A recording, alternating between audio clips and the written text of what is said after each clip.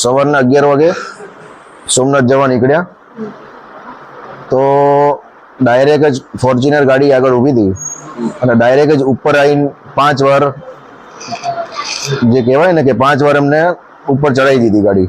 પછી એમાંથી 15 પાછળ ગાડી હતી ક્રેટા, બંને ગાડી બ્લેક ફિલ્મ હતી, નંબર પ્લેટ હતી નહીં અને બે ગાડીમાંથી લગભગ 15 થી ઓછા મતલબ 12 થી 13 જણા ગાડીમાંથી ધોકા લઈને બધા નીકળ્યા અને જે ધોકા હતા એ લોખંડના હતા અને જે કાચ આખી ગાડીના કાચ બાજ મારા બધા ફોડી નાખ્યા. પછી મને બહાર કાઢ્યો, મને કીધું બહાર નીકળ અશબ્દ બધા બોલીને, અને મને રિવોલ્વર બતાવી કે આ તારી આટલું 2 નંબરની રિવોલ્વર લાવ્યો છું, તને પાડી દેવાનો છું એમ કરીને મને 4-5 પગમાં જે ધોકા મારે એમાં ફ્રેક્ચર થયું છે અને હાથમાં ફ્રેક્ચર થયું છે.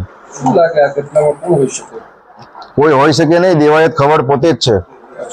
બધા જે 12 થી 15 જણા હતા, 12 થી 15 જણા બધાએ મોઢું બાંધેલા હતા. પછી છેલ્લે જેનું દેવાયતનું મોઢું ખુલી ગયું એટલે મને ખબર પડી કે દેવાયત છે. તો મેં 5 વાર કીધું દેવાયતભાઈ રહેવા દે, દેવાયતભાઈ રહેવા દે, પણ એ કોઈ માન્યો નહીં. એટલે પગમારી ન માર્યું અને આ રિવોલ્વર તારા આટલું લાવ્યો છું 2 નંબરની, વડાકો કરીને તને માન નાખવાનું થઈ જતું. જો કેસ બેસ કરતો મારી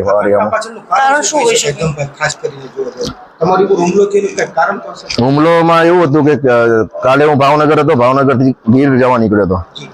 તો મને ઇન્સ્ટાગ્રામમાં મેસેજ આવ્યો હતો બીજા કોઈનો કે તું અમારા આ એરિયામાં ના આવી, સોરી એવો મેસેજ હતો, મેં સ્ક્રીનશોટ પાડેલો છે કે શું હતું હું તમને જોઈને કહું. હવે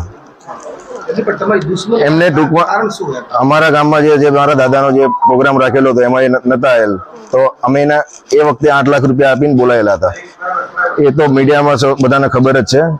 8 લાખ રૂપિયા અમે આપીને બોલાયા હતા, તો પછી છતાં એ આયા નહીં. અને પછી જે બધું ઘટના થયું એ કર્યું બીજા બધાએ અને બધું કર્યું અમારી ઉપર કે તે કર્યું છે તે કર્યું છે એમ. એ રીતના એને એમ કે તે મારી ગાડી પાણીમાં નાખી દીધી, તે મારી ગાડી પાણીમાં નાખી દીધી. આપણે એવું કશું કરેલું જ નતું. હા, તો આપેલા તમને કાલ રેકી કેવું કઈ કર્યું હશે? હા, રેકી અચાનક કાલે જ તમારા પર હુમલો થયો. રેકી કરેલી. અમે જ્યાં મારા ભાઈબંધનો રિસોર્ટ છે હું ત્યાં રોકાણો હતો, એમને કીધું કે ભાઈ તમારા ઓલા જે દેવાયતભાઈ આયા છે એમ કે ગોતે છે. એટલે મેં બહુ ધ્યાનમાં લીધું નહીં. મેં કીધું આયા હશે તો એને કઈ કામ હશે એમ. આવી તો ખબર જ નથી કે પાછળથી આ રીતના એમ મારી પર વાર કરશે એમ.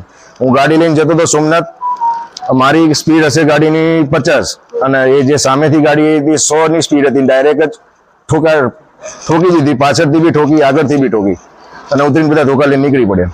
તમારી સાથે ગાડીમાં બીજું કોઈ હતું? હા, ગાડીમાં